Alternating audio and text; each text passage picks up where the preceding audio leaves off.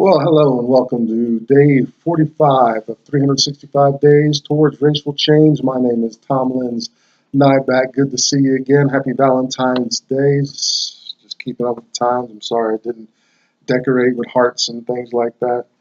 But we're trying to fall in love with ourselves and get in tune with our needs. You know, when you fall in love, don't you just cater to the needs of that person, telling all those lies? No, I hope your Valentine's Day meets you well. I'm still in the single crowd, but I know my beloved is on the way. Oh, first we'll do our standard introductions. We're informed by Dr. Claude Anderson's as we are here every day talking about racial issues, the racial dynamic in America, white privilege and entitlement versus black slavery, vulnerability, and dysfunction.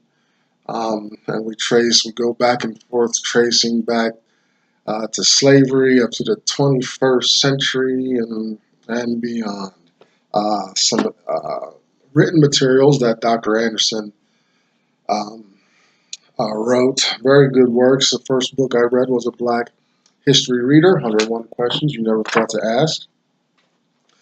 The second book I read was Black Labor, White Wealth. This came in a pack, a 3-book pack that was a promotion at one of his websites, powernomics.com particularly, and he also is involved with or runs the Heritage Institute down in Washington, D.C., and also his national plan to empower Black America, Powernomics. I read all 3 of those books, watched a lot of his videos and information. My life has switched tracks at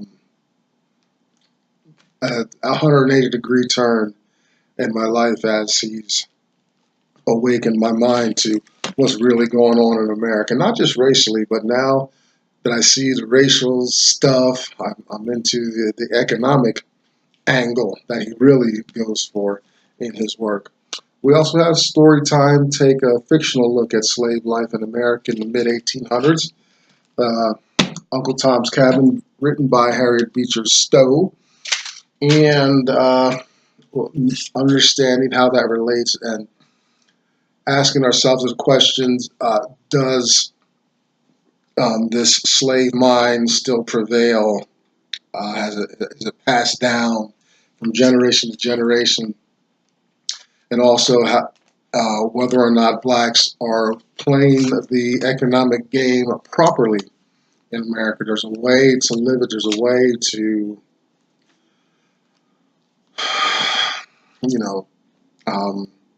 move in America, and it's not as obvious and explicit. We did the little piece on public education, take you hostage for 12, 13 years, by law, so to speak, and just indoctrinate one to be a good employee and not encourage critical thought, entrepreneurship, things like that. So that's what we look at and about surrounding playing the game properly, economic game properly in America. There's a way to do it. You got to define some terms, understand who the players are, Federal Reserve, central banking, things like that, and how those issues trickle down and have an intense impact on how life goes in the Black Americans world. We're going to switch gears. We're all over the place here. We got 400 plus years of issues to talk about. And so, even if we took one issue a day, we're going to be over the year mark. But we're going to just plow through. Something's going to touch you eventually if you stick around long enough. It's like hanging around a barber shop. Eventually, you're going to get a haircut. Okay, here we go. Now, day 45, we want to talk about Mexico and this wall, this border, and border disputes and all this. The government was shut down for a little while over this issue.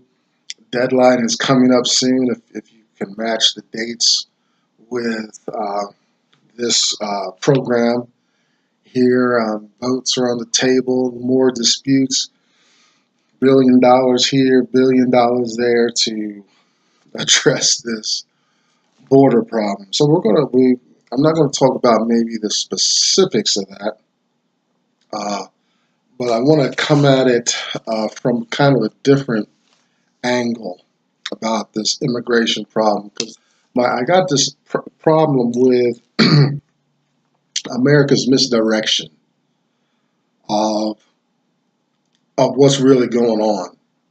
You know, so some issue comes up, and all of a sudden it's this smoke screen, and you see the media arguing these things in the media that aren't even the issue about on what's grounded. Let me give you one example that I think will clear this up. You get some wacko, well, some whack job. By the way, today's notes are probably better than the video recording today. I was able to really focus, I think, better in the notes than I will here. So let me just get on with it. Some wacko goes with his guns and bombs and shoots up stuff. And for the next 2, 3, 4 weeks, you hear nothing about gun control, gun debate. Charlton Heston's got to come out. He's defending the NRA and stuff. And don't take my guns, the Second Amendment, and all this crazy politicized, media, frenzied argument. And that's not the argument. The argument is the mental health of the individuals committing these acts. We didn't see. I have a relative that was murdered. He was knifed from a knife wound. Right? There's no knife debate when someone's murdered by knives. You don't see a poison debate. We don't come out with strangling debates about how people are, how we need to curtail the instruments of strangling, knives, broom handles, bricks. We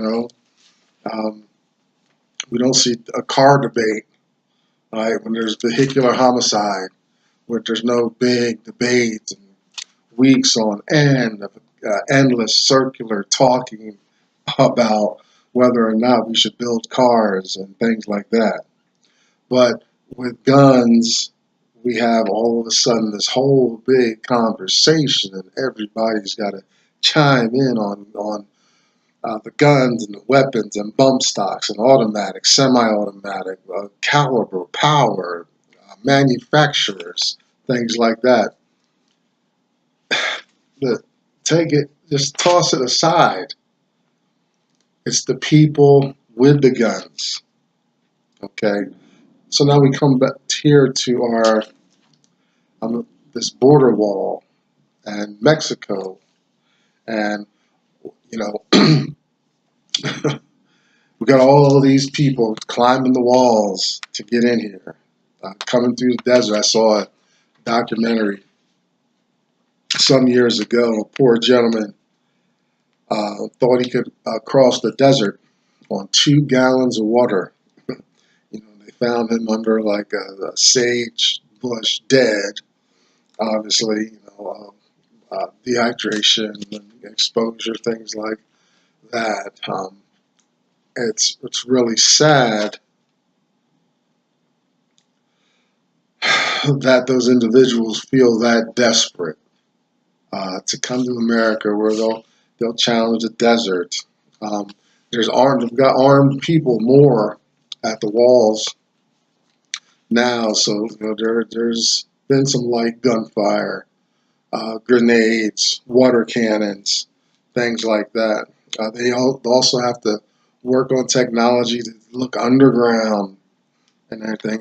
Where it's like we're trying to prevent rabbits from getting at our gardens and stuff. When I was a kid, I tried to make this rabbit trap. My dad had beautiful gardens as I was growing up, vegetables, and I called myself building a rabbit trap, and my mother fell into it.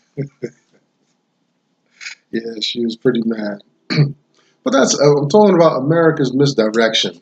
Like, what's the real argument? First, let's ask that question. What's the real argument, right, with these immigrants? Boy, they so hungry to come over. And it's strange, too, because I have friends, I know people that go to Mexico for a vacation. So there's a big disconnect. And the problem in Mexico is economic. It's economic. You know, they have their class, apparently, of people who are marginalized, disenfranchised, aren't having access to wealth and resources, and their crime is probably has a different flavor to it. You know, the country's not. It's internationally known and respected, yet it does not have enough controls and areas of accountability to keep, I would say, the majority of its citizens secure and safe, feeling a sense of well-being in the Mexican land. You know, I'm sure they got plenty of organization. They've got a flag and a government and an economy and things like that. But it's less than what they're finding here in America. And so they're risking their lives, they're crossing the wall and all that, which my point is, you know, when America, it almost became comical. I think like in the 80s, America was just all over the planet doing stuff, saving this, doing that, interceding in this military action against this citizen on this land, Bosnia, places like that, places that was kind of safe to go and hang out with NATO, and we were, you know, like the policemen of the world and things like that. Listen, why isn't Mexico being afforded that same type of presence from America? Where's our sanctions and our decrying civil liberties violations and things like that against our southern border? These are Mexican brothers and sisters down there, you know, have some obvious issues of why people are trying to run up out of there. And the best America can do is build a wall. I mean, we've put people on ships and flown people across the ocean into other countries and worked on this thing when it's that bad, you know. Another problem in this, and this is interesting, we talked about this, we updated, well, there was an update in the definition of immigrants, and part of that, I forget which book, it's out of one of Dr. Anderson's books, part of that talked about that America would treat these people as refugees from a nation in turmoil, was the language of an updated definition of immigrants. And also flowing out from that is their access to wealth and resources. Those that come legally, you know, those that come illegally, they got to stay under the radar for a while, and there's a way to get in the paperwork done with them being on American soil. They just have to go through a lot of hoops and all that stuff. I've even met, I spent some time in North Carolina. I met some Mexicans down there, and They were not citizens. They knew they were not citizens, yet they somehow they were part of a government program where they paid their taxes to the government, or overpaid their taxes to the government, and were allowed to stay and work. It wasn't necessarily a work visa or anything like that, um, but they knew their time was limited here and things like that. So there's loopholes, and they can, if they get here, they can stay under the radar and get their paperwork worked out to become naturalized. But that, if we're going to treat them as refugees, then we need to be saying something, at least at the United Nations or someplace, about their government and how they're being treated. They're just they're leaving and climbing the walls like roaches, but the United States doesn't look over and talk to the Mexican government. There's no dialogue, nothing about the treatment of these people that are trying to escape Mexico, as though the whole nation is on fire. Right?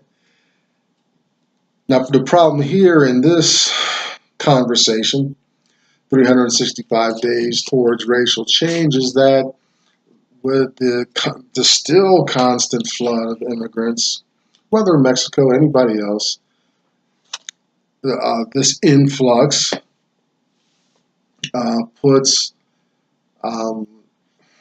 puts Black Americans out. Um, they're taking jobs and taking space. They're getting access to resources. They're with their language feature as part of their culture.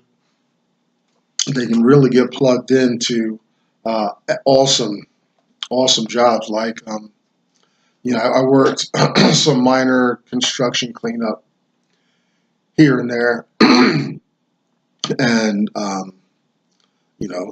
it's populated. Some of the skilled trades, um, especially some of the other more common stuff, building the buildings, but a lot of drywall, some of the inner stuff. I don't see a whole lot of Hispanic Spanish representation in the high skilled trade, high power electric, and um, maybe running a crew, following blueprints and things. I still see white people in those type of managerial upper skilled positions, but like between common cleanup, as like I was, and high skilled positions, there's this middle ground where um, the Hispanics are doing light construction, drywall, things like that, concrete, and whatnot. So, a Mexican with the language can come over and really assimilate quite well and easily here in America. But it pushes Black folks out. We could talk a little later about a Black person's lethargy and being hesitant to participate, and there's a whole cultural mindset for the Black folks. Today's Hispanics. So you got that problem of being displaced as far as workforce and jobs, things like that. So back to this immigration and the wall. It's like it's the wrong argument. We don't care. Like, if I tell you, if we would shift the focus just a few degrees to the Mexican government, to the Mexican space, the Mexican land, and then we can say, and we can do our bit with sanctions, or have the politicians in higher places say, there's something wrong in Mexico, you know. But that I don't hear any piece of that conversation. My little sister, I love her to death. When we were young, my little sister used to pick on me to no end and just mess my head up in all kinds of ways. All right, I complained to parents, but parents were, I had to each worked a job. They just wanted some peace. If the kids are off somewhere not killing each other outright, then it's probably a good thing. So my complaints fell on deaf ears. But whenever I snapped and lashed out, I was quickly reprimanded, punished, and things like that. You know, when the root of the issue, the conversation, should be the oppressor. My antagonist is on me, and I'm crying out for help. But um, the conversation breaks down to my behavior and how I'm trying to cope with the situation. You see that's the Mexican problem there. You know, I'd be like, dude, why do you want to leave? Okay, there's probably no jobs. There might be violence. Unless I'm watching the news about El Paso, Texas, and some of these border towns are actually on both sides of the border are some of the most violent places in the country are along that southern border, and with all the politics and the tension now, El Paso is like Green Acres, a place to be and stuff. Fun living. You gotta be a little older to understand that joke. Yeah, it's like Disneyland, safe down there and stuff.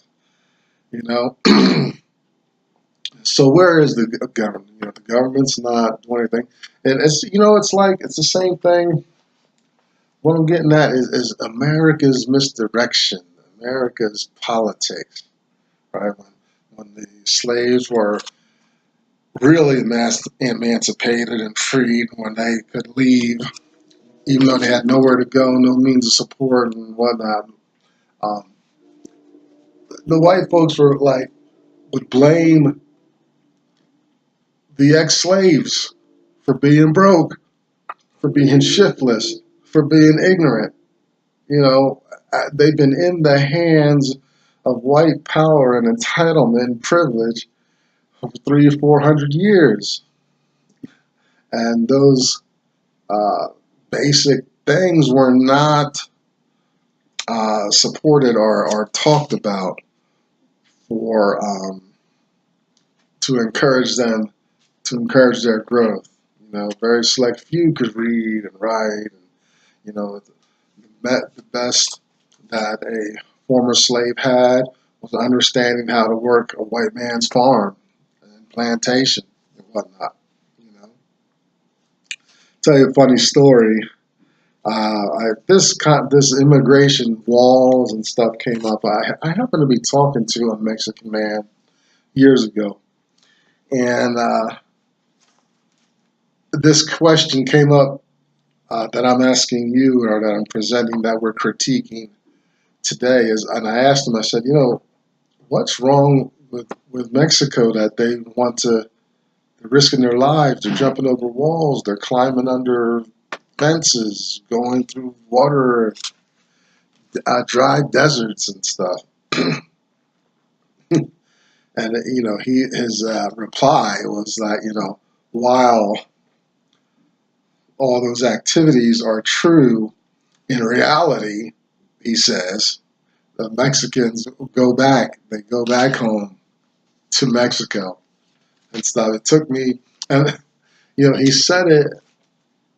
He said it in that determined way, like if I say to you, like, well, Santa Claus visits, everyone around the world in one night. You know, he said it like that, and it took everything in my power not to just laugh in his face. You know, you don't have people screaming over the border, running from whatever terror or damn is in that nation, and then want to come back. No, honestly, I've never seen any Mexicans trying to go back. Uh, I've never heard any rhetoric, um, newscast, uh, you know, group going back, waving the Mexican flag, going back to Mexico. No, man. So it's there. It's you know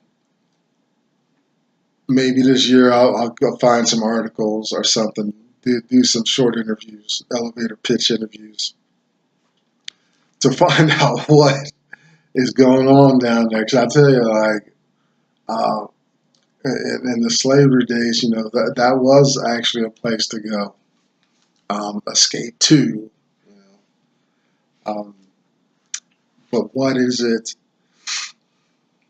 What's in Mexico? The government, the community, the order or disorder, dysfunction down there that has people coming up here. Walls ain't the answer. You've heard me say this before. You can't legislate the heart of man. The wall is just an affirmation of white privilege and power and entitlement and the desperation of another people. And it's going to persist in a phenomenal way until the source, until you get at the root, the source of what the problem is. I used to be a landscaper, and I used to be pretty good at picking weeds, and also we applied a mulch over the soil that was actually a way to make it easier to get the weeds. And sometimes I'd go out weeding. That would happen often if some of the main work of the day was done, and sometimes I'll see a little weed there. I'll be like, oh man, I don't feel like scratching it. I'm just going to rip your leaves off, and you're going to laugh and grow back, and I'll have to mess with you next week. Just tear off the leaves. So I'd leave it for a couple of days, maybe a week or two. Let it feel right at home, nice and comfortable. And then and because it's in the mulch, it has reached up. It's not as secure in the dirt as you would think it is. So I'd reach down, snatch that big old weed up, and say, "Yeah, I got you." Snatch it out by the roots, and it doesn't come back. Let's fulfill whatever needs are there in Mexico. I mean, we used to have airdrops and caravans of food we'd take to Africa. What happened to America? But we want to just argue and threaten to shut down the government over this wall, a needless wall. If we just address the root of the problem, which is the Mexican government and the Mexican community and its people, that makes their citizens want to run up north. It's very sad. It's sad that it becomes politicized into an issue that's not even remotely related to the reasons why people want to leave that space. That's the issue. Oh. So that's my little spiel today. That's probably more of a rant. I want to inform black folks to start paying attention for two things. How immigrants usurp black space and access to wealth and resources. And I want blacks to pay attention and really ask, what is the real heart of the problem in this news interview, in this promotion, in this latest voting issue. The government shut down. Well, what are the parts and pieces, the moving, the mechanics of shutting the government down? Let's really work on thinking critically about what's going on in our world. As day 45, happy Valentine's Day to you and yours. That's 365 days towards racial change. We're moving right along. I'll see you tomorrow. Bye-bye.